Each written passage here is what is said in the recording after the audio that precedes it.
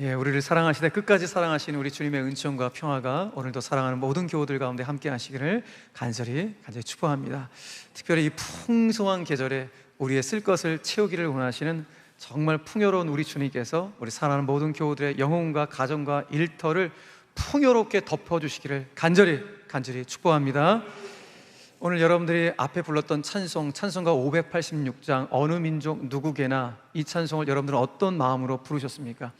이 찬송은 그야말로 두 주먹을 불끈지면서 그야말로 결연한 심정으로 불러야 되는 대표적인 찬송 중에 한 곡입니다. 왜냐하면 이 가사가 여러분 보셨듯이 참과 거짓, 빛과 어둠 사이에 섰을 때 어느 편에 설 건지를 우리에게 선택하고 결단할 것을 요구하기 때문에 그렇습니다. 진리를 붙잡고 살아갈 때 분명 어려운 일들이 우리 가운데 있겠지만 그 어려움을 뚫고서라도 나는 진리를 사수하겠다는 거룩한 신념이 이 가사 안에 들어가 있기 때문에 우리는 이 찬양을 그냥 부르지 않고 그야말로 비장한 각오를 가지고 찬송을 부르게 됩니다. 그 비장한 가사를 다시 한번 보시겠습니까? 1절 가사가 이렇게 되어 있죠. 어느 민족 누구게나 결단할 때 있나니 참과 거짓 싸울 때에 어느 편에 설 건가? 주가 주신 새 목표가 우리 앞에 보이니 빛과 어둠 사이에서 선택하며 살리라 라고 우리에게 요구합니다. 4절은 이런 가사를 우리에게 들려주고 있습니다. 악이 비록 성하여도 진리 더욱 강하다. 진리 따라 살아갈 때 때론 어려움도 당하겠지만 우리 가는 그 앞길에 어두운 장막이 덮쳐도 우리는 이겨낼 수 있습니다. 이유는 하나님이 함께 계셔 항상 지켜주시기 때문입니다. 할렐루야. 여러분 정말이지 지금 저와 여러분들이 살고 있는 이 시대는 참과 거짓, 빛과 어둠 사이에서 우리는 반드시 참과 빛을 선택하여 하나님의 진리를 사수하고 수호해야 될 시대를 살고 있는 줄로 여러분 믿으시길 바랍니다. 여러분 특별히 우리 시대는 지금 내 신앙에 근거한, 내 믿음에 근거한 표현의 자유가 도처에서 위협받고 있는 그런 시대를 살아가고 있습니다. 얼마 전 국회에서는 성경 말씀에 따라서 나는 창조론을 믿습니다라고 자기의 신앙의 고백을 한 그리스도인이 국회의원들로부터 모욕적인 언사로 공격을 받기까지 했습니다. 내가 창조를 믿는다는데 왜 그것이 공격받을, 모욕받을 공격의 대상이 되는 걸까요? 여러분 지금 우리가 신앙생활하는 바로 이 시대가 이렇게 우리 그리스도인들이 신앙이 위협받고 있는 그런 시대 속에서 우리가 신앙의 여정을 걷고 있다는 것을 한순간도 잊어서는 안 됩니다. 그럼에도 불구하고 내가 하나님의 백성이라면, 내가 하나님의 자녀라면 하나님의 진리에 대해서만큼은 나는 조금의 타협도 없는 원칙주의자가 되어야 하는 것이 오늘 성경의 말씀인 것입니다. 저것은 악입니다, 저건 죄입니다라고 당당하게 외칠 수 있는 진리의 수호자가 되어야 합니다. 특별히 하나님의 창조 질서를 거스리고 파괴하려는 우리의 가정과 다음 세대를 무너뜨리려는 악법에 대해서는 우리 그리스도인들은 끝까지 대적하고 저지하고 막아내야 합니다. 마치 페르시아 제국에 살고 있었던 400만 명의 유대인들이 자기들을 무너뜨리려는 그 악한 하만의 세력들을 끝까지 대적하며 싸웠듯이 우리들도 우리 그리스도인들의 진리, 하나님의 진리를 무너뜨리려는 그 세력들과 우리는 맞서서 싸워 대적해야 합니다. 오늘 우리가 읽은 본문의 말씀은 실은 지난주에 우리가 함께 나눴던 본문과 겹쳐지는 내용이기도 합니다. 그냥 지나칠 수도 있지만은 그냥 개인적으로 지나칠 수가 없었습니다. 왜냐하면 하나님이 저에게 주신 감동이 있었기 때문에 제가 이 본문 안에서 오늘 1절과 2절 말씀을 가지고 다시 한번 우리 성도들과 말씀을 나누겠다, 그런 마음의 감동을 하나님이 주셨기 때문에 오늘 이 말씀을 다시 한번 본문을 가지고 나누게 됩니다.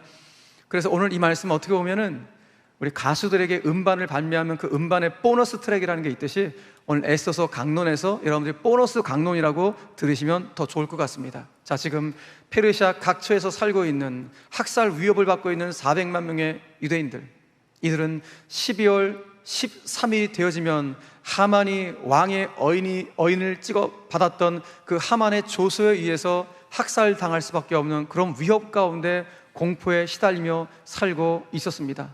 그런데 정말 하나님의 은혜로 말미암아 하만의 모든 계략들이 다 수포로 돌아가는 것을 우리는 보고 있습니다. 하만이라는 인물은 하나님의 그 개입 속에서 이미 처형을 당해서 이 땅에 없습니다. 오늘 본문의 시점에서는 그는 이미 처형당해 죽었습니다. 그러나 하만의 추종 세력들은 여전히 시퍼렇게 살아서 유대인들을 학살하려고 계속해서 대적하고 공격하는 그 상황들을 우리는 본문을 통해서 보고 있는 것입니다. 그런데 하나님의 개입과 하나님의 은혜의 손길로 말미암아 12월 13일 그날, 죽음의 날일 줄만 알았던 그날이 도리어 유대인들이 하만의 세력들을 뿌리채 뽑는 승리의 날로, 그야말로 대반전의 역사가 일어나게 되었던 것입니다. 12월 13일 죽음의 날인 줄 알았는데 그날이 도리어 승리의 날로 대역전되는 하나님의 놀라운 역사를 우리는 에스더서를 통해서 지금 보고 있는 것입니다. 지난주에 말씀드렸듯이 악한 하만을 비롯해서 하만의 추종 세력들은 영적으로 봤을 때 악한 마귀라고 말씀을 드렸습니다. 악한 마귀는 지금도 우리 성도들을 대적하고 넘어뜨리려고 으르렁거리면서 우리를 공격해 들어옵니다. 여러분, 이런 상황 가운데 우리 그리스도인은 그 악의 세력, 그 악한 마귀에게 뒷걸음질 쳐서는 안 됩니다. 지난주 말씀드렸던 것은 하나님의 전신갑주를 입고 마귀를 대적하며, 그리고 그의 공격에, 마귀의 공격에 회피해서는 안 됩니다. 마치 에서처럼 어떻게든지 하만의 세력들을 끝까지 뿌리채 뽑으려고 왕에게 청언을 했죠. 왕이시여, 우리가 12월 13일 한 날 동안 이 하만의 세력들을 공격하려고 하는데 이 하만의 세력들이 너무 많아갖고 한 날 다 공격할 수가 없습니다. 그러니 하루만 더 연장해달라고, 그래서 12월 14일 하루 더 연장을 받아서 하만의 세력들을 뿌리채 뽑겠다는 에스더의 각오처럼 우리들도 우리에게 다가오는 악한 세력들, 마귀의 세력들을 끝까지 대적하고 맞서 싸울 수 있는 영적인 갑오를 입어야 된다는 것이 우리 지난주의 말씀이었습니다. 자, 그런데 우리가 여기서 간과하지 말아야 될 내용이 하나 있습니다. 그것은 이들이 악한 마귀를 대적했을 때, 그 악한 하만의 세력들을 대적했을 때 하나님의 개입과 하나님의 은혜의 손길로 승리를 거둔 것이죠. 그런데 분명 하나님의 개입과 하나님의 은혜의 손길이 있었다고 해서 유대인들은 손 놓고 아무것도 하지 않은 것이 아니라는 것입니다. 모르드게에 의해서 새로운 조서가 발표가 되었습니다. 왕에게 허락받은 그 새로운 조서의 내용은 무엇이었습니까? 이제 유대인들도 본인들도 무기로 무장할 수 있도록 허락을 해달라는 거였고, 이제 우리들도 그 하만의 세력들을 공격할 수 있도록 해달라는 그런 내용이었는데, 그것이 왕으로부터 허락받아서 새로운 조서가 선포되었습니다. 이제 12월 13일까지 이제 유대인들은 그 조서에 따라서 본인들이 무기를 사야 됩니다. 무엇으로 삽니까? 자기들의 사비를 다 털어서 무기를 사 무장을 하고 12월 13일까지 이제 그 악한 세력들을 어떻게 대적할지 함께 논의합니다. 그러니까 12월 13일까지 만반의 준비태세를 갖추고 있었음을 우리 알 수가 있는 것입니다. 그런데 유대인들이 12월 13일까지 이렇게 만반의 준비태세를 하면서 그들이 가장 중요한 준비를 했던 것이 무엇인가? 가장 중요한 것은 이들이 하나로 뭉쳤다는 것입니다. 페르시아에 살고 있는 400만 명의 유대인들이 하나로 뭉치고 모이는 역사가 일어나게 된 것입니다. 오늘 본문 2절은 그것을 이렇게 말씀합니다. 같이 한번 읽겠습니다. 시작. 유다인들이 아하수에로 왕의 각 지방 각 읍에 모여 자기들을 해오고자 한 자를 죽이려 하니. 그렇습니다. 이들은 함께 모였습니다.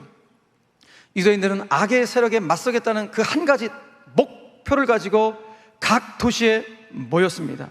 그리고는 앞서 말씀드렸던 것은 자기들의 사비를 털어 무장을 하고 12월 13일까지 만전의 준비태세, 여러 가지 논의들을 함께 하게 됩니다. 저는 오늘 페르시아에 흩어져 살고 있는 400만 명의 유대인들이 그 악의 세력에 대적하기 위해서 한 도시에, 페르시아 각 도시에 모였다는 것이, 한 마음 한 뜻으로 모였다는 것이 저 개인적으로 너무나 큰 영적인 도전이 되었습니다. 왜냐하면 지금 우리 시대 또한 우리 그리스도인들이 정말 하나가 되어서 한 마음으로 똘똘 뭉쳐서 기도해야 할 때라고 생각하기 때문입니다. 그런 차원에서 필요하다면 우리 그리스도인들도 각 도시에 모여서 영적으로 무장하여 하나님의 진리의 말씀을 대적하고 무너뜨리는 세력들과 맞서 싸워야 됩니다. 사랑하는 교회 여러분, 지금 우리 그리스도인들은 어떤 시대를 살아가고 있는지 아십니까?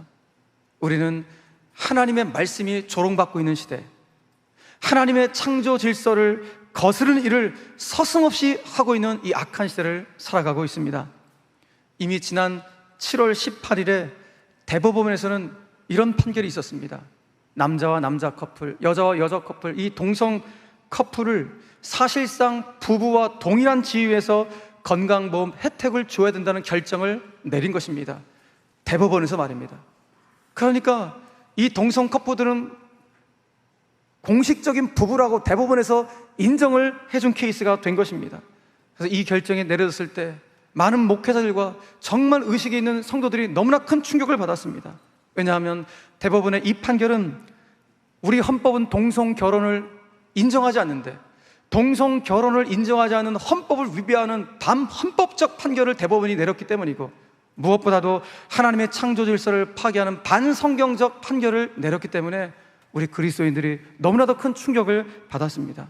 사실 이번 판결은 앞으로 차별금지법 제정과 동성혼의 법제화를 위해 어떻게 보면 발판을 마련해 준 것으로, 동성혼 합법화에 이미 뚝이 터져버린 그런 상태라고 해도 과언이 아닙니다. 앞으로 더 이 동성혼에 대해서 거세게 이 동성애를 합법화하는 시도가 찾아오게 될 것입니다. 그렇게 이런 상황 속에 있는 우리 그리스도인들은 이 악법을 반드시 저지하고 막아내야 됩니다. 왜 막아내야 됩니까? 이것에 따라서 우리 미래 세대들, 우리 다음 세대들이 죽느냐 사느냐가 결정되기 때문입니다. 여러분, 우리 작년 세대가 우리 자녀들 가운데 건강한 나라 물려줘야 되는 거 아닙니까? 그런데 이것이 통과되면 기가 막힌 일들이 벌어지게 됩니다. 여러분, 이 차별금지법이 국회에 상정되어 만약에 통과된다면 유치원, 초등학교, 중학교, 고등학교 모든 공교육기관에서 동성애 교육을 의무화해야 합니다. 그러니까 아이들이 이 교육을 받기 싫어도, 아니 우리 부모님들이 우리 아이는 그 교육 안 받게 할래요 라고 말을 해도 받을 수밖에 없는 그런 상황에 도래하게 되는 것입니다. 실제로 이미 동성애가 합법화된 나라에서는 아이들 가운데 동성애 교육을 학교에서 시키고 있습니다. 그러다 보니까 어떤 일이 벌어집니까? 남녀 구분 없이 화장실을 쓰는 것들은 이거 말할 것도 없고, 아이들이 성 정체성의 혼란이 찾아와서 남자와 남자가 결혼하는 거, 여자와 여자가 결혼하는 것을 아무렇지도 않게 받아들이고 있는 그런 나라들이 얼마나 많은지 모릅니다. 캐나다는 완전히 무너졌습니다. 미국도 무너지기 시작입니다. 마지막 보루가 대한민국입니다. 여러분, 지금 그런데 우리 대한민국의 실정은 어떻습니까? 여러분, 지금 드라마나 영화 보십시오. 동성애의 어떤 그 모습들이 너무 미화되고 있지 않습니까? 그래서 미화되는 것에 우리 그리스도인들도 거기에 현혹이 돼서 너무 자연스럽게 지금 그것을 바라보고 있어요. 그래서 어떤 드라마에서 동성 커플들이 막 연애하다가 결혼하려고 하는데 집안에서 반대하니까 이거 어떻게 할까 하다가 막 고민하고 막 그들이 아파하는 장면들, 그 드라마를 보고 있는 시청자들 어때요? 저 커플들이 잘 됐으면 좋겠다 이렇게 안타까운 마음을 갖게 만드는 드라마들이 얼마나 많은지 몰라요. 여러분, 그거 더러운 일이에요. 더러운 것을 선으로, 아름다운 걸 포장하는 드라마, 영화들을 우리가 지금 보고 있는 거예요. 우리 아이들이 그걸 보고 있는 것입니다. 그건 더러운 거예요. 그 더러운 일들을 아름다움이라는 것으로, 애잔하는 것으로 포장해서 우리라고 안타까운 마음을 갖도록 하는 이런 일들이 지금 벌어지고 있는 것입니다. 이런 동성애 교육을 받다 보니까 우리 아이들이 이제 자기 마음대로 성을 선택하는 일들이 벌어지게 됩니다. 알려진 바로 자기 마음대로 성을 선택하는 성 정체성이, 우리가 잘 알고 있는 트랜스젠더 말고도 젠더의 종류, 성 정체성이 50가지가 넘는다고 하잖아요. 트랜스젠더는 말 그대로 본인 남자이면은 내 생물학적 성 남자를 부인하고 난 여자라고 생각하고, 내가 생물학적 성이 여자라면 나는 여자가 아니라 남자라고 생각해서 이렇게 성 전환 수술까지 받는 사람들, 트랜스젠더라는 거 우리가 잘 알고 있습니다. 그런데 트랜스젠더만 있는 성 정체성이 아니라 50가지가 넘는 성 정체성이 있어요. 바이젠더라는 이 성 정체성도 있어요. 이것은 말 그대로 바이, 두 가지예요. 본인이 여성의 정체성도 있고 남성의 정체성이 있다고 본인이 스스로 판단하는 거예요. 젠더 플루이드라는 성 정체성도 있습니다. 이것은 오전, 오후가 정체성이 달라요. 어제, 오늘이 성 정체성이 달라지는 거예요. 여러분, 지금 비행기 타보신 분들 아지만 이미 지금 우리 항공 그 티켓 남녀 성별 구분하는 체크하는 거 있죠? 거기에 남녀만 있는 것이 아니라 다른 것도 포함되어 있어요. 이제는 이미 그런 시대를 우리가 살아가고 있는 것입니다. 여러분, 이 자리에 우리 아이들을 둔 우리 부모님들 계시죠? 우리 어린 손주들 둔 우리 할머니, 할아버지 계시죠? 여러분, 만약에 여러분들의 자녀와 손주들이 학교에서 동성애 교육을 받아와서 성 정체성의 혼란이 찾아온다면 어떠시겠습니까? 초등학교 남자아이가 동성애 교육을 받아갖고 이제 남자, 여자 결혼하는 걸 아무렇지도 않게 생각해갖고, 엄마, 나 나중에 결혼하면 난 남자친구도 좋지만 여자친구도 좋지만은 나는 결혼할 때 내 절친 남자친구랑 결혼할 거예요, 이렇게 말을 한다면 여러분 어떤 마음이시겠습니까? 딸아이가 성장해갖고 동성애 교육을 받은 딸아이가 성장을 했고 어느덧 결혼할 나이가 돼갖고 신랑감을 데리고 왔는데 여자아이를 데리고 와요. 이러면 그때 얼마만큼 충격이겠습니까? 이게 좀 웃을 일이 아니냐, 진짜 우리 앞에 당도할 일이라는 위기감이 우리 가운데 있는 것입니다. 그런데 이 차별금지법이라는 이름이 참 좋죠. 차별을 금지한다는 법, 평등법이라는 이름은 참 좋죠. 그런데 이 법이 통과되면 이 끔찍한 일이 현실이 되는 것입니다. 심지어 그 법이 잘못되었다고 이의만 제기해도 벌금형을 받습니다. 아니, 저처럼 목사들이 강단에서 그거 악입니다, 그거 죄입니다 라고 선포하면 바로 형사처벌 받는 일들이 이제 벌어지게 되는 것입니다. 여러분, 우리 그리스도인들은 차별을 반대합니다. 분명 우리는 차별을 반대합니다. 차별은 복음의 정신이 아니기 때문에 우리 그리스도인은 차별을 반대합니다. 그러나 차별금지법은 반대합니다. 왜?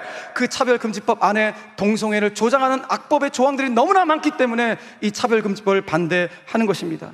그렇기 때문에 우리 성도들과 한국교회는 하나님의 창조 질서를 파괴하는 이 악법을 반드시 막아내야 됩니다. 여러분, 이것은 하나님의 창조 질서를 파괴하는 세력들과의 거룩한 사상전이요 영적 전쟁입니다. 우리는 지금 영적 전쟁의 한복판 아래 살아가고 있는 것입니다. 그래서 이 거룩한 전쟁을 치르기 위해서 우리 교회가 소속한 대한예수 장로회 합동측 교단에서 지난주에 총회가 있었는데, 우리가 이래서는 안 된다, 이거 반드시 막아내야 된다, 우리 다음 세대를 살려내야 된다는 이런 마음을 가지고 결의를 했습니다. 어떤 결의? 10월 27일 날 오후 2시부터 5시까지 저 광화문과 서울 일대에 우리 성경의 절대 진리를 믿는 성도들이라면 다 함께 모여서, 우리도 모여서 하나님의 진리를 사수해야 된다는 이 결의를 우리 청대들이 다 결의를 하게 된 것이 얼마나 감사한지 모릅니다. 그런데 우리 교단만 이번에 결혼한 것이 아니라 우리 교단과 통합식 교단, 우리 한국교회 거의 절반 이상이 합동측 교단과 통합식 교단인데, 우리 합동측과 통합식 교단이 이걸 결의하고, 또 합신, 고신, 백석측, 성결교, 그리고 침례교 목사님들도 이렇게 모두가 다 결의를 해서 10월 27일 날 함께 모여서 이 하나님의 진리를 사수해야 된다는 이 엄청난 결의를 했습니다. 이거 기적 같은 일이 벌어지게 된 것입니다. 여러분, 너무 제가 울컥했던 것은 우리 총회에 참석한 각 노회를 대표하는 목사 총대, 장로 총대들이 10월 27일 날 우리나라를 살려야 된다는 이 모임에 만장일치로 결의를 해주었다는 것이 저는 젊은 목사로서 너무 울컥하고 감사했습니다.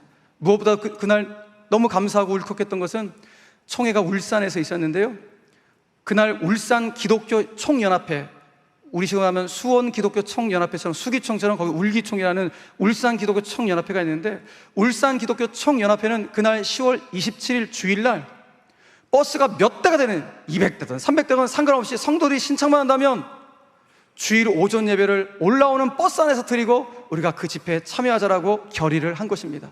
왜? 하나님의 진리가 지금 무너지는 이 시대 가운데 우리가 예배를 버스 안에서 드리는 한이 있더라도 이 진리를 사수해야 됩니다. 그런 마음 담아서 울산 기독교 총연합회가 함께 결의를 해서 또 10월 24일 함께 모인다는 그런 이야기를 그 총회 현장에 들을 때 너무너무 감격을 했습니다. 여러분, 10월 27일 이날은 교회로는 종교개혁주일입니다. 여러분, 종교개혁주일이 어떤 주일입니까? 종교가 무엇입니까?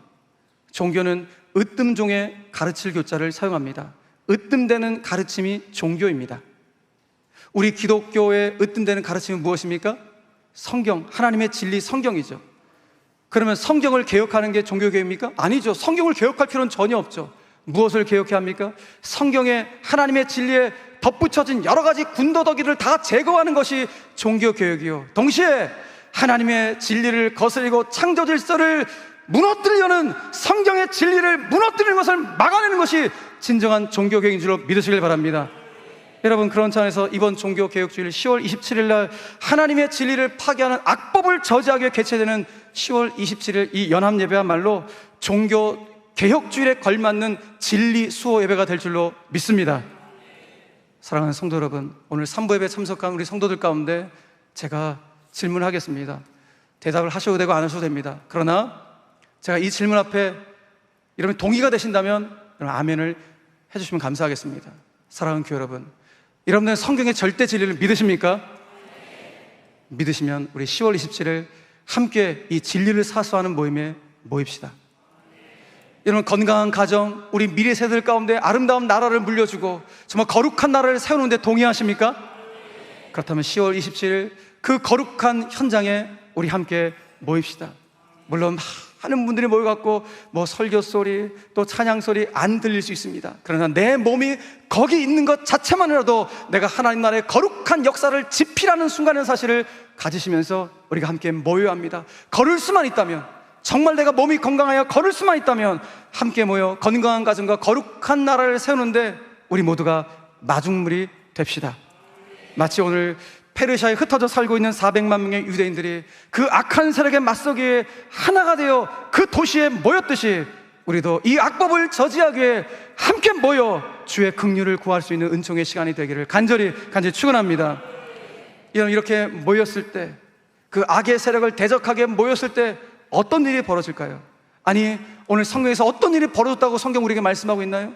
여러분, 오늘 페르시아에 살고 있는 각 지역의 유대인들이 모여서 그 악한 세력들을 대적할 때 놀라운 일이 벌어집니다. 어떤 놀라운 일? 그때 그 순간 배후에서 역사하시는 하나님이 개입해 들어오셔서 페르시아의 민심의 분위기를 완전히 역전시켜 놓으셨습니다.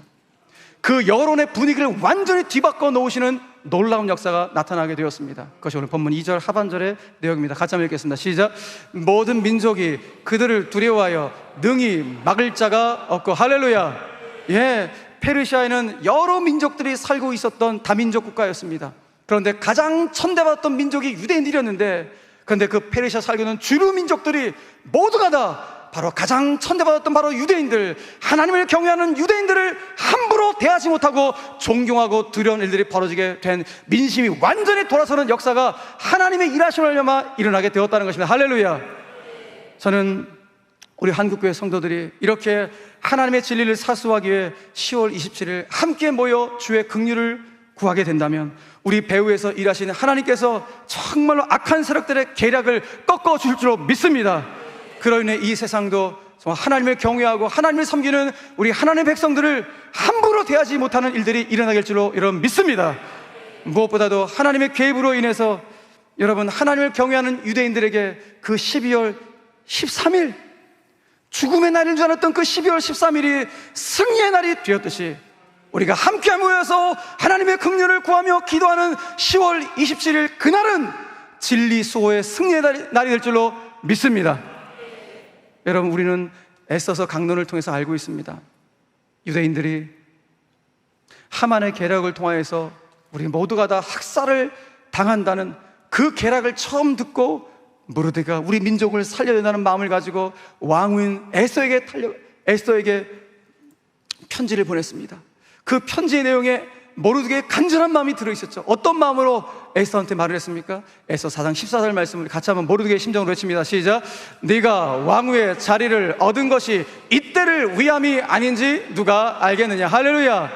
여러분, 저와 여러분들이 이 주일 강단에서 지난 6월부터 오늘까지 그리고 다음 주까지 애써서 강론 이 말씀을 듣게 하신 것이 10월 27일 그날을 위한 일인 줄 누가 알겠습니까?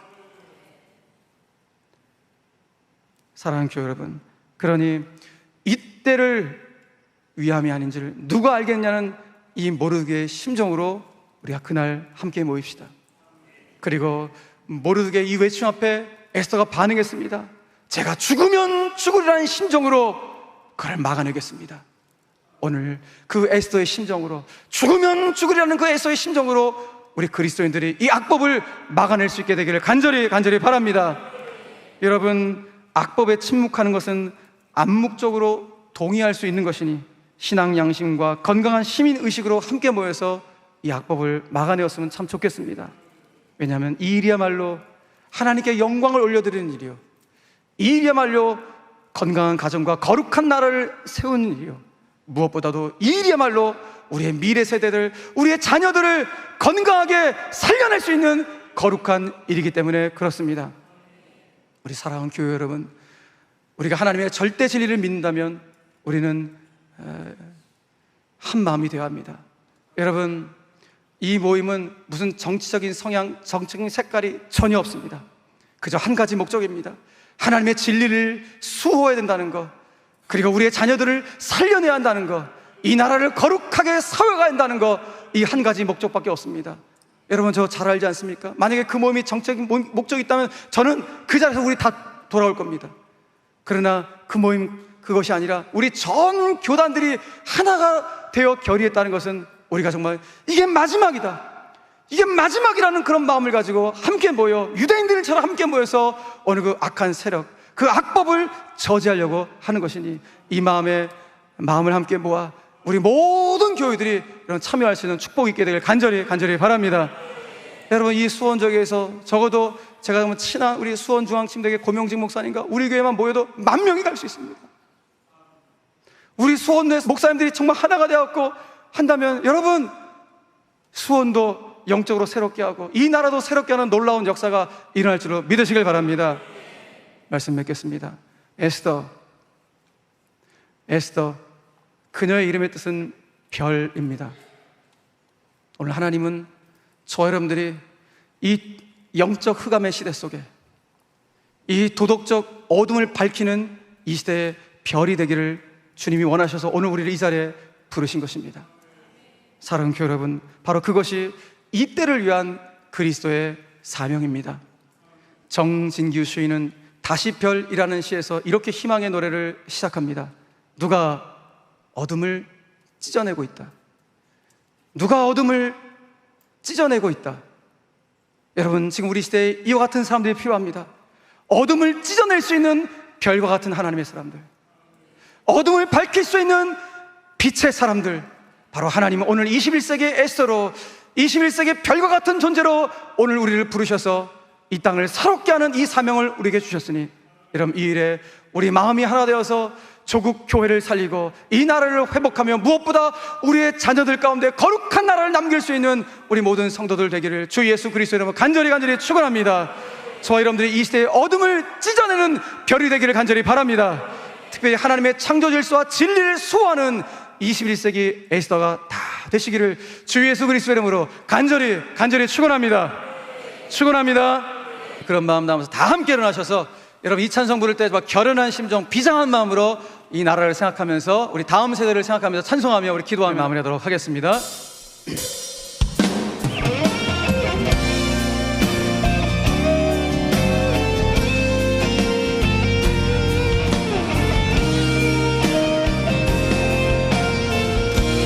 이 땅의 동과 서남과 이 땅의 동과 서남과 가득한 죄악 용서하소서. 모든 우상들 무너지고 주만 높이는 나라 되게 하소서. 이 땅에 지친 모든 영혼 주 예수 사랑 알게 하소서. 예수 사랑 저들의 아픔과 눈부신 주님의 보혈의 땅 지나소서. 한라에서 백두까지, 한라에서 백두까지, 백두에서